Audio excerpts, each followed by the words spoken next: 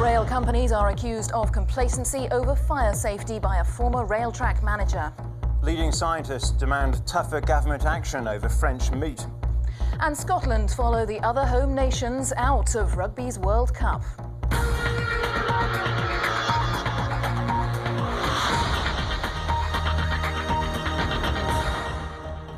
This is BBC News 24. I'm Chris Eakin. And I'm Jane Hill. Good morning. Leading figures from across the rail industry will meet the Deputy Prime Minister John Prescott today for a summit on train safety in the aftermath of the Paddington disaster. It comes amid criticism from a former senior rail track manager who's accused the industry of complacency over the risk of fire.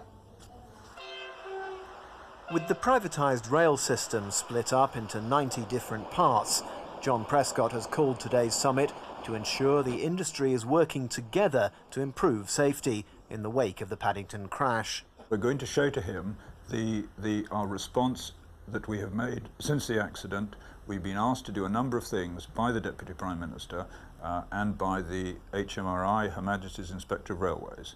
And we're also going to show what we're doing through the existing processes in the industry, through the existing communication in the industry, the existing work which delivers a safe railway. But Mr Prescott will want to know why some companies are still resisting plans for a system allowing drivers with concerns about safety to report them confidentially. It's already operating in Scotland, and he'll insist it's extended to the whole network. Meanwhile, rail companies are accused this morning of taking a complacent attitude to the risk of fire. It was, of course, the burning of diesel fuel which helped cause such devastation at Paddington. The claim comes from the former head of Railtrack's fire safety team, who left because of his concerns. The complacent attitude can only be shaken up by some sort of tragedy like Paddington, where people have died in fire, for there to be a greater understanding and a greater awareness of fire safety. Railtrack disputes that, saying it spends more on fire safety than British Rail did, but the claim will add to the pressure Railtrack faces at today's summit. Tim Hirsch, BBC News. Well, and the public inquiry into the rail crash at Southall in West London 2 years ago, in which 7 people died, meets again today. Lawyers representing survivors and relatives of the victims of the disaster have written to the Deputy Prime Minister, John Prescott, demanding an urgent meeting to discuss the future of the inquiry. They're worried that discussion of important safety issues may be delayed following the launch of the separate inquiry into the Paddington disaster. Pressure is growing on the government to take stronger action to verify the safety of French meat. It's already known that sewage was used in some animal feed, and there are now reports that banned offal may have been included as well. Meanwhile, scientists from the European Union are today considering France's ban on British beef. From one supermarket, a forthright message to consumers as the dispute with France over beef deepens. Buy British beef, we'll make it worth your while. Several food retailers seem to think that consumers may be ready to shun French produce. Budgens have banned the sale of French apples and pears. Asda says it won't restock shelves with French products like cheeses. Tesco has cancelled an order worth £2 million for French mistletoe. Safeway, Waitrose and Marks & Spencer are marking the origins of goods so that shoppers can make their own decisions. And Sainsbury's 20% price cut on British beef, apart from boosting demand for home-produced meat, may strike a chord with shoppers concerned at reports this weekend about the safety of French meat. European Commission investigators said that livestock feed produced in France contained animal and possibly even human sewage. Their report accused some French rendering plants of using sewage sludge in feed. British scientists have called for an investigation into whether offal from cattle was used in animal feed. They say sewage, once heat-treated, would probably carry little risk, but that recycling animal parts would introduce the danger of spreading BSE. the government has promised to tighten up regulations on the labelling of food so that consumers can tell more easily where it comes from. But even that may not change shoppers' habits. No, my shopping list will stay the same. My French wine. Not that I buy French wine really, but no, it will all stay the same. I will probably avoid buying any French products today, but each consumer should make their own decision. I think they should sort it out in the European Parliament, and I don't think the boycott of French products is going to achieve anything really. The dispute over France's refusal to take British beef will reach another stage today. Scientists are to study the evidence which France has put forward to justify a continued embargo. Their advice will help form the European Commission's final verdict on the French action, expected in a few days' time. Robert Piggott, BBC News. The NHS is to get a new cancer supremo whose job will be to improve cancer services across England. The appointment of Professor Mike Richards of Guy's Hospital in London will be formally announced later today. Britain has some of the worst survival rates from cancer in Europe. Within days of being appointed Health Secretary, Alan Milburn said his priorities were the two big killers, cancer and heart disease. Today he will explain how he hopes to improve the treatment of cancer.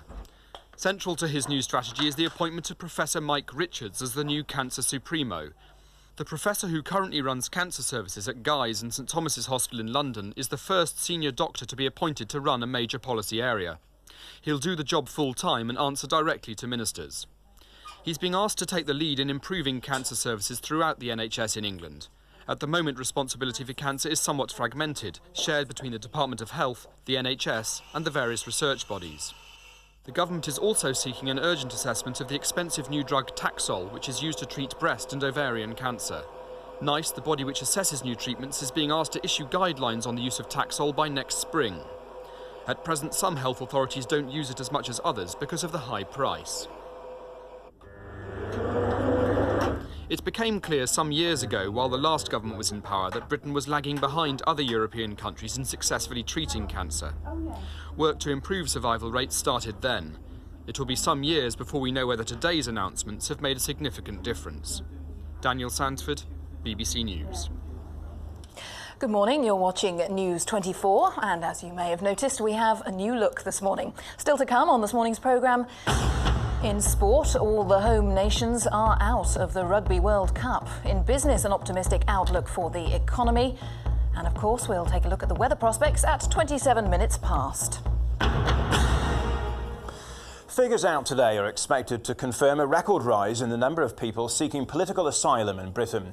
The government's response is its tough new immigration bill, which includes dispersing refugees around the country and replacing social security payments with food vouchers. But as Andy Thai reports, the bill's opponents are putting up a strong fight. Mohammed Daoud Safi fled his home in Afghanistan 13 years ago. When he came to Britain, he applied for political asylum, and within a few months it was granted. While he waited, he was entitled to income support, and he could stay in West London, where he had friends and contacts. He doesn't think much of the government's plans to restrict those rights for would-be refugees arriving in Britain now. At the moment, I think what they're doing for the refugees is not right, because they gave him these vouchers and all these other things which they make harder for them. It's wrong. But this year, Britain has seen record numbers of asylum seekers. In the summer, more than 200 people a day were asking for refugee status. And with many applications dating back to the early 90s, the immigration system faced a crisis, one which the government has promised to tackle swiftly and comprehensively.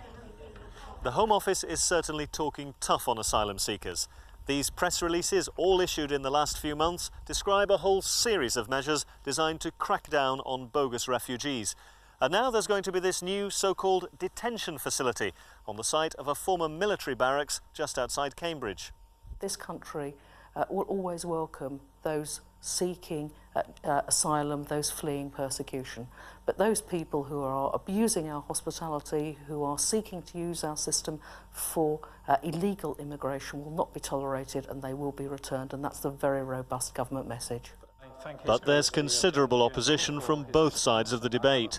In the House of Lords, the Bishop of Southwark knocked away a cornerstone of the new bill when he persuaded fellow peers to support an amendment delaying the introduction of vouchers instead of cash payments for refugees. And the bill doesn't satisfy the main immigration officers' union either. The government very much is running but getting nowhere, because the numbers that are coming in are accelerating much faster than the measures that the government are taking can actually deal with. And this has been characteristic down through the years through all the measures that the Conservative government took. And what we really need to do is invest now to get ahead of the problem and solve the problem once and for all. As well as camps like this, the government is promising fast-track processing of asylum claims. But that depends on getting the numbers down to manageable proportions, and so far there's little sign of that happening, with local authorities being ordered to prepare for up to 70,000 asylum seekers over the next 18 months. Andy Ty, BBC News, Oakington in Cambridgeshire. The president of the Ford Motor Company, Jack Nasser, is to meet union leaders today to discuss allegations of racism at the company's Dagenham plant. The meeting was postponed from Saturday. Unions want the Commission for Racial Equality to investigate the allegations and may take strike action if the matter isn't resolved. The matter came to a head last month when an Asian worker said he'd been subjected to bullying and racial abuse. Talks between the political parties in Northern Ireland resume at Stormont today in a bid to move the peace process forward.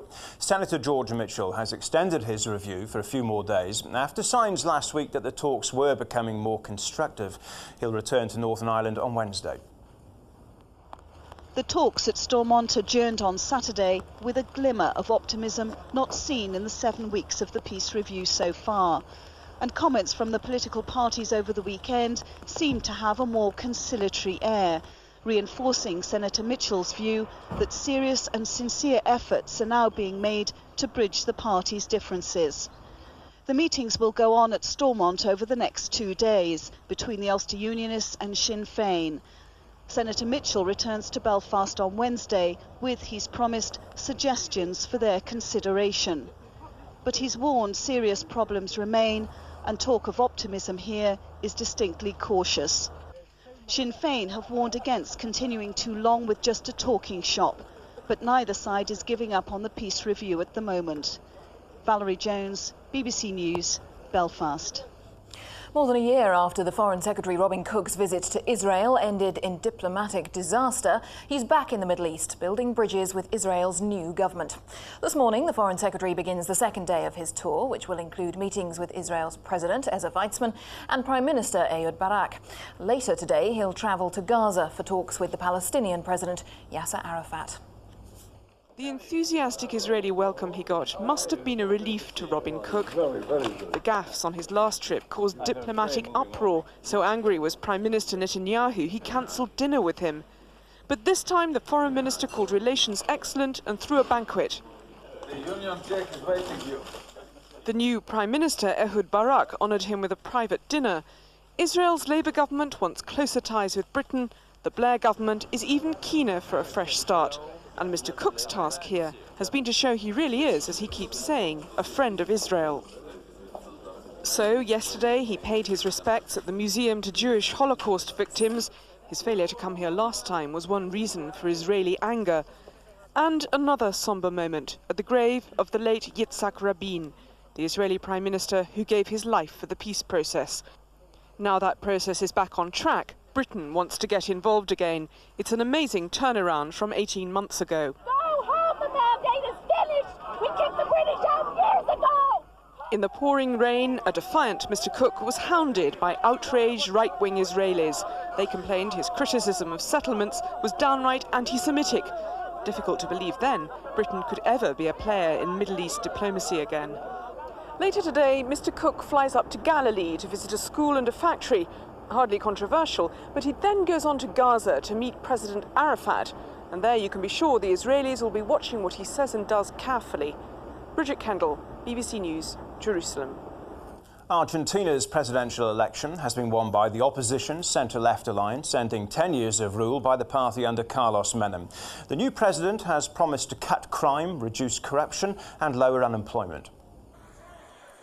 It's clear that Fernando de la Rúa has achieved a significant victory, one of the most convincing in Argentina this century. Mr. de la Rúa says he will concentrate on social issues, and in particular on crime and unemployment. But he says he will continue Carlos Menem's economic policies, which ended hyperinflation. Fernando de la Rúa presents a very different figure from Carlos Menem. He's a more austere, reserved figure, a contrast to the flamboyance of the current president. This is the fourth presidential election in a row in Argentina since this country's return to democracy in 1983. It's the first time this has happened this century. Previously, military coups have ended democratic rule.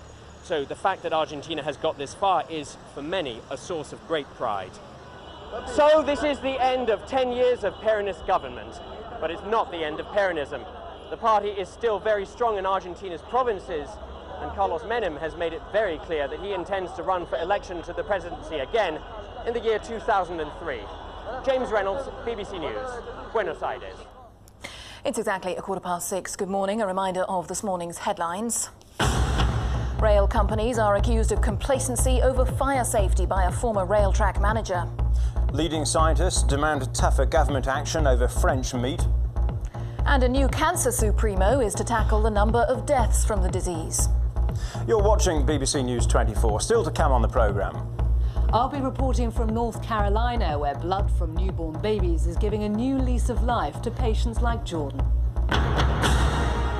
But first, the sports headlines. A very good morning to Dominic Cotton. Good morning to you. Well, the Rugby World Cup semi-finals will be contested without one of the four home nations for the first time ever. Scotland were the last of them to go out of the competition, beaten in their quarter-final by New Zealand. The Scots went down fighting at Murrayfield, where it finished 30 points to 18 to the All Blacks. Earlier, England went down 44-21 to South Africa. The Springboks fly half Yanni de Beer, scoring a record 5 drop goals to break English hearts. Well, Leeds are a point clear at the top of the Premiership. That after a thrilling 4-4 draw at Everton. David Weir scored the game's final goal in the 90th minute. And John Higgins has won the Snooker Grand Prix at Preston, coming back from 6-2 down to beat Mark Williams 9-8 in the final. Those are the headlines. Sport in detail in 20 minutes. Dominic, thank you very much indeed. A quick look at the front pages of a few of the newspapers this morning. The Times is leading on the row over French meat, and specifically that, of course, is England going out in the rugby, by the way, the photograph. Scientists telling Tony Blair to ban French meat, saying there is enough evidence that we should not eat it here. Grim pictures of the England rugby team on the front of a lot of papers as well, as you will have noticed. More food stories as well on the front of the Independent. This time it's that thorny issue of GM foods. GM firms sued for millions. The Independent tells us that law firms in the US and in Britain are to launch a series of actions next month, demanding hundreds of millions of dollars in damages from the principal companies involved in the production of GM food crops. Everyone wanting compensation. And the beef story is dominating many of the newspapers this morning. Broadsheets and tabloids. Daily Mail here is saying that we should stop buying French meat by British, and Cilla Black there talking about the death of her husband. That's all from the newspapers this morning. 17 minutes past 6 now. Let's get more now on the Foreign Secretary's Robin Cook's visit to Israel. Second full day there, of course. Let's go live to Jerusalem. Our correspondent there is Hilary Andersson. Hilary, all very much best buddies yesterday, certainly going much better so far than, of course, the previous disastrous trip that Robin Cook made to the Middle East. But is today actually the one that has slightly more potential for confrontation? In a way it is, because this is the day when Robin Cook will meet Yasser Arafat, and of course he'll be expected to make some comments on the peace process. This is obviously a minefield, because there is a certain amount of controversy between the two sides at the moment about where the peace process is going, whether things are on schedule, and particularly as to whether the Israelis are keeping their part of the most recently signed accord. So I'm sure Robin Cook will be extremely careful in what he says. He has made an interesting statement yesterday on the question of Israeli-Syrian relations, asking that talks be resumed very quickly and without preconditions. This will have pleased the Israelis, because it puts Robin Cook fairly clearly on the Israeli side. How much of this improved tone is to do with the Foreign Office meticulously planning everything, and how much is to do with actually the fact that there's a new man in power? Well, I think it's a lot to do with the fact that Robin Cook is absolutely determined not to repeat what happened on his last visit, when he irritated the former Israeli government, which was led by a different Prime Minister, Benjamin Netanyahu, by turning up to a very controversial Jewish settlement against the explicit wishes of the Israeli government, and the government then cancelled a state dinner with him, and all sorts of problems, diplomatic crisis broke out. He is determined on an individual level not to let this be repeated, because it obviously looked very bad for him as a politician. And do we know, Hilary, whether that safe passage between Gaza and the West Bank is going to be opened today? Well, we're told it's going to open today. We're very much expecting that this will happen. However, there's always a little bit of caution because we have had this promise several times recently. There have been problems over opening it because of last-minute hitches over security arrangements. Today it's looking very positive. Palestinians are very excited about today because what it's going to mean for them in practice is that many people who've been trapped inside the Gaza Strip, unable to get out at all because they're denied permission to travel through Israel, will now finally be able to escape from beyond the confines of the barbed wire that surrounds the Gaza Strip. Hilary Andersson in Jerusalem, thank you. It is a month since new regulations came into force controlling genetically modified foods in restaurants. Owners can now be fined thousands of pounds if they fail to tell their customers which dishes contain GM-modified products. But retailers say they can never guarantee that foods are GM-free, and even trading standards officers say the regulations are flawed. Time to order, and the menu should now make it clear if any of the dishes contain genetically modified ingredients. If a restaurant, cafe or takeaway fails to tell the truth, it can be fined up to £5,000. Customers at this restaurant in Manchester seem to welcome the news. It makes the cafe owners and restaurateurs think about it. So it's something that they will have to ask their suppliers and so on down the line. People should have the choice as to whether they choose to go with one particular restaurant or another. But despite the new regulations, can customers really be sure? There's cheese supplier stating about GM foods, don't use them. The owner of this restaurant has done everything he can. He's asked all his suppliers if their products are GM-free, but he says he still can't be absolutely certain. As far as I know to my knowledge, that we're GM-free, but I can't put my hand on heart and say we are 100% GM-free because I just don't know without testing it all. And those tests can only be carried out in special labs, costing thousands of pounds. Take something as simple as a chicken and salad sandwich. Now, the shop where I bought this a couple of moments ago said they could be almost positive that the bread at least was GM-free, but they can't be quite so sure about the chicken itself because that might have been reared on genetically modified maize. And that is the basic problem, because the food chain is now so complicated that it's almost impossible to give a 100% guarantee. The government accepts that food retailers are in a difficult position, but it says restaurant owners won't be fined if they've done everything possible to check with their suppliers, and there is a 1% margin of error in case food has become contaminated by accident. Since the law changed a month ago, only one restaurant in Britain has been questioned about being GM-free. Trading standards officers say the new regulations are unenforceable. Unfortunately, when legislation is rushed through, very often it's not been thought through properly, and the experience of trading standards officers and environmental health officers haven't been taken into account. The new regulations were supposed to calm public fears about GM food, but consumer groups and the catering trade say they've led to more confusion than ever. John Kay, BBC News, Manchester. The government says it's making an extra £10 million available for organic farming. The money will fund subsidies for farmers who wish to convert from traditional to organic methods of production. Ministers hope it'll encourage hundreds of farmers to make the switch. 3/4 of people who need a bone marrow transplant are disappointed because they can't find a tissue match. It means that patients with diseases like leukemia are dying sometimes unnecessarily. Now, in an extraordinary scientific development, newborn babies are offering a solution. Our health correspondent Karen Allen explains more in the first of 3 reports from America. In the womb, the umbilical cord was this newborn baby's lifeline. This tissue, discarded at birth and once considered clinical waste, is now being recycled for use in frontline medicine. Jordan's needed chemotherapy because of a blood disease, but the treatments damaged her good blood cells as well as the bad. Normally, a bone marrow transplant would correct this, but because of problems finding a match, she's been given blood from a baby's umbilical cord instead, where matching is less crucial. Cord blood transplants are transplants of baby cells that are left over after a baby is born that contain what we call stem cells, which are really seed cells that make the bone marrow grow. It's here at the world-famous Duke Medical Center in North Carolina that the biggest strides have been made in this extraordinary field of science. Most successful have been patients treated for leukemia, especially children. In toddlers, 80% have survived, but progress in adults has been slower because they need a higher yield of cells. But that barrier's now been crossed. Leukemia patients like Gerald Madrin, unable to get a bone marrow match from his family, underwent a cord blood transplant too, but the cells were encouraged to multiply in the lab before being given to him. 2 years on, and he appears healthy, still bewildered that a child tinier than his own daughter could give him a new lease of life. It was a little girl, baby girl, and I have little girl cells, healthy baby girl cells. Well, this is a good thing. I mean, people got a chance to live now. You know, I know a lot of people, I've heard a lot of people, and all of a sudden they got sick, and that was it. In just a few months, they were dead.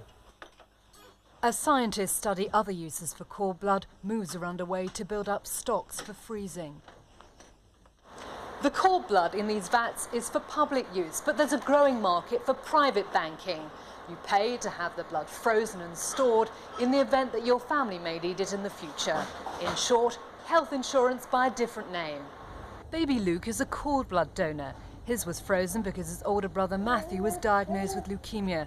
It's not been needed yet, so it's now in a private bank stored for $95 a year. Until the family use it, or even if they don't, it'll be preserved. Well, it's a resource that if my children don't need, that possibly my grandchildren or great-grandchildren would need, and it's important to have. But the ethics of private banking worries doctors, especially if new uses still to be discovered increase the blood's value. If it turns out that you don't need the cord blood, and then someone else does need this cord blood, how would parents or families, or even the now adult person whose own cord blood it was, respond in that setting? Would they give it away? Would they try to recoup the costs? With successes in treating leukemia, and there are nearly 6,000 new cases in Britain each year, these blood transplants offer a promising future.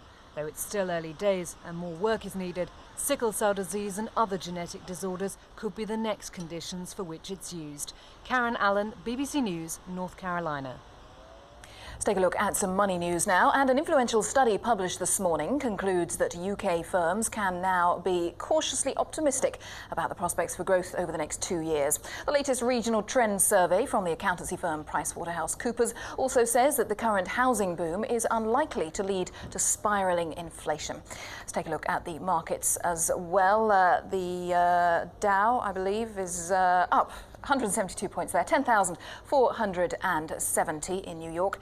If we take a look at the FTSE as well, also up 119, 6,058 was how it ended the day's trading. If we take a look at the currency markets as well, as ever at this time, the pound currently buying $1.65, also worth €1.55, and if we turn that around, the single European currency worth 64 pence.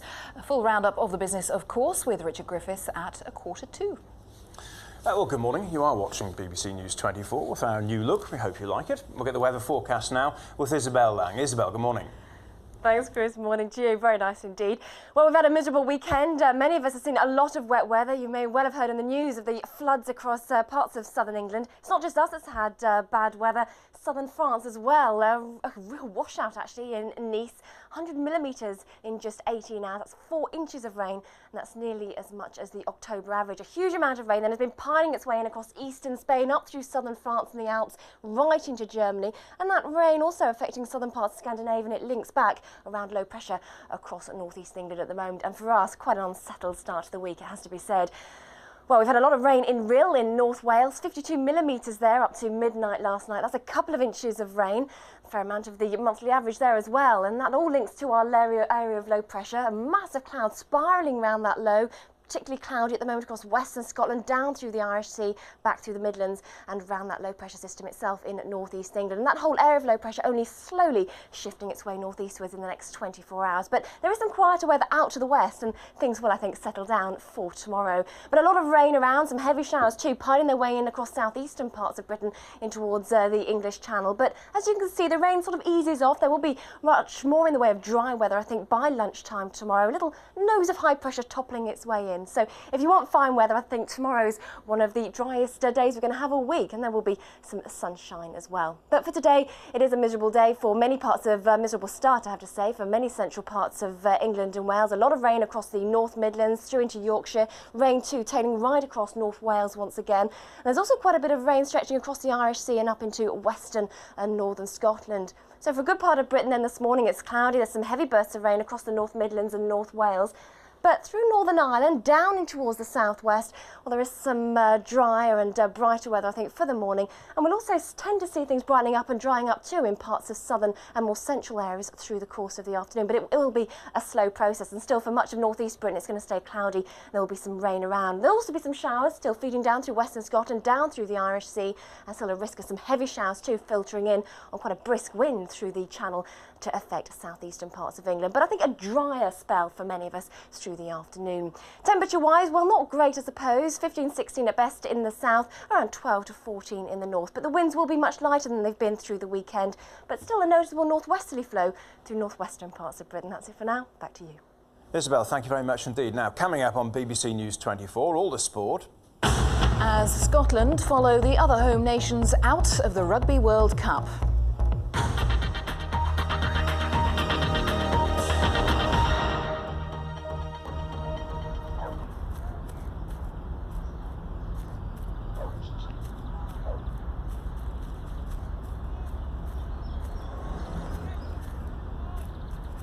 In training, Andy Cole practices scoring again and again, building up muscle memory so that even the most complex moves become instinctive.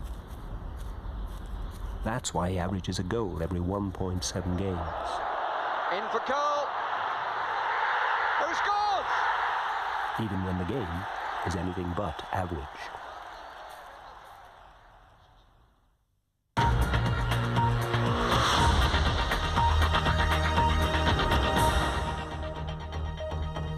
You're watching BBC News 24 with Chris Eakin and Jane Hill. In a moment, all the sport with Dominic, but first a summary of the news so far this morning. Leading figures from across the rail industry will meet the Deputy Prime Minister John Prescott today for a summit on train safety in the aftermath of the Paddington disaster. It comes amid criticism from a former senior rail track official who's accused the industry of complacency over the risk of fire. With the privatised rail system split up into 90 different parts, John Prescott has called today's summit to ensure the industry is working together to improve safety in the wake of the Paddington crash. We're going to show to him our response that we have made since the accident. We've been asked to do a number of things by the Deputy Prime Minister and by the HMRI, Her Majesty's Inspector of Railways. And we're also going to show what we're doing through the existing processes in the industry, through the existing communication in the industry, the existing work which delivers a safe railway.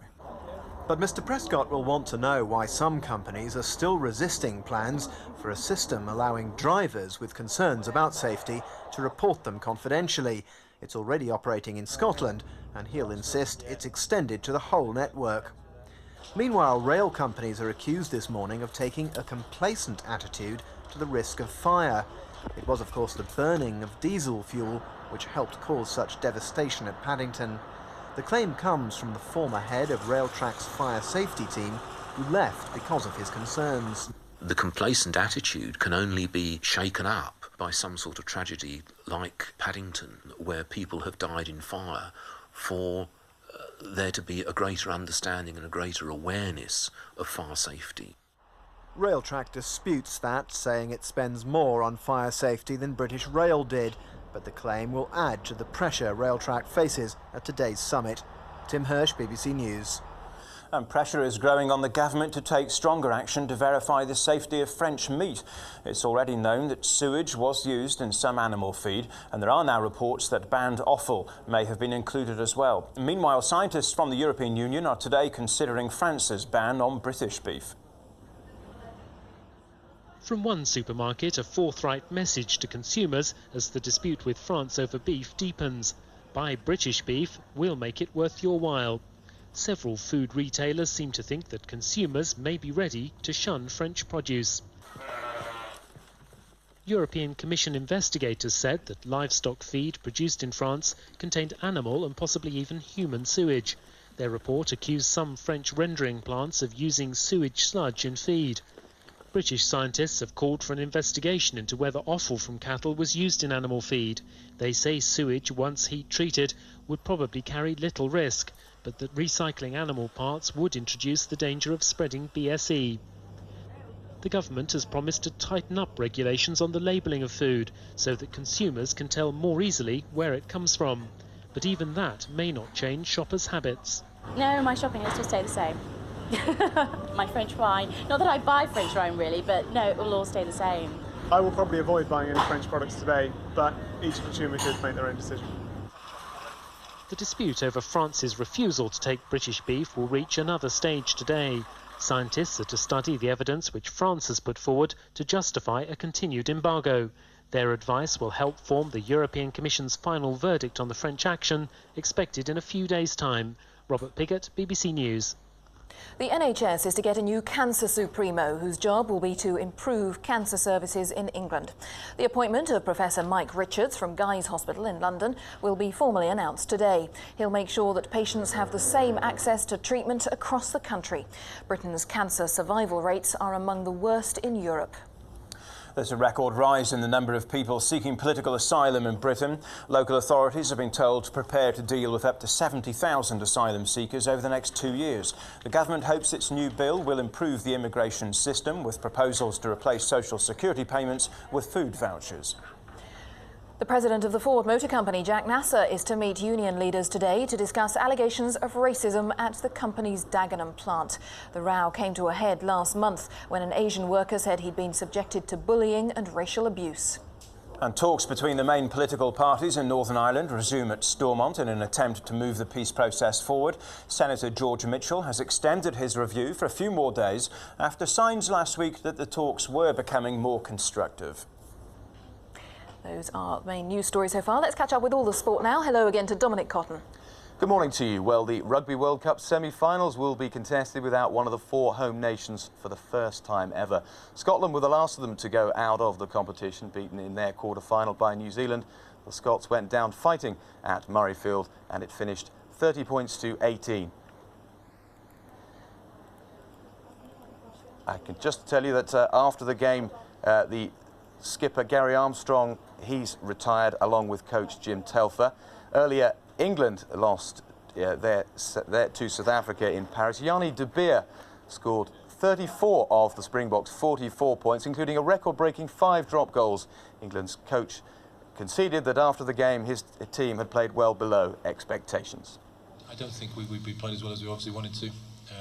There's a lot of kicking going on, and we just seem to end up giving them too much ball around half the field, and the rest is history. So we're obviously disappointed, but it's over now. You can't do anything about it. And yeah, I'm just pleased with where they are. You know, I'm just pleased with my players. They've done everything they possibly could, and I think we've done everything we possibly could to do something special. It's not happened. So rather unfortunately, Australia and South Africa will contest the first semi-final on Saturday at Twickenham. France, who beat Argentina yesterday, face the All Blacks on Sunday. To football, and Leeds